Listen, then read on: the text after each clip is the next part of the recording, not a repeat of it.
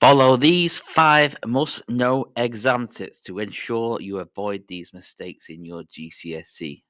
Number 1 is vital, yet so simple. Stick around to the end. Number 5. Remember to bring your calculator into your exam.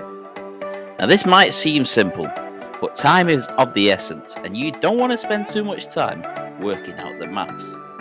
Now, remember, numeracy accounts for 10% of your total GCSE geography exam. And you'd be surprised just how many students forget their calculators on the big day. Tip 4. Master your geographical skills. Geographical skills also account for 10% of your GCSE. And if you've mastered that skill before the exam, you're going to get the marks. Ask your teacher for the skills checklist well in advance of your exam, or alternatively, you can just find this online on the AQA GCSE website.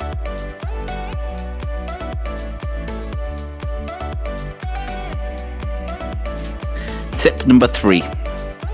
Don't accidentally skip out questions. Now, when marking low tariff questions, where there is a question that might involve completing a table, filling in a gap in a graph, so many students miss out on these marks because they didn't realise it was a question. There is a little tip to follow though. In the right hand column of your exam paper, you will see that there is a note that says how many marks there are available. As you go through the exam, tick each one of these notes, and as you complete a question, Tip number 2. Pay attention to the sections that you need to answer. Now, in both paper 1 and 2, you will find that you do not need to answer every single section in the paper. But you'd be surprised how many students still do this. Now, in section C of paper 1, there is a choice between rivers, coasts and glaciers. You only need to do 2 of these 3 topics. Section C in paper 2 is very similar when it comes to the challenge of resource management. You need to answer question 3, and then you get to pick one of the questions from 4, 5 or 6. Those that answer everything will not get any extra marks for answering everything.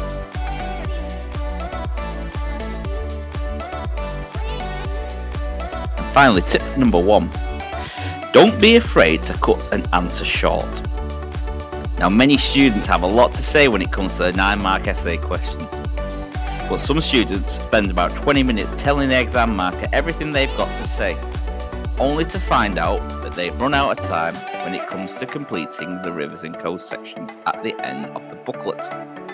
As a rule of thumb, there is enough time to spend 1 mark, 1 minute, and you've got 3 minutes to spare. So, my advice to you is prepare yourself by practicing exams in those time conditions.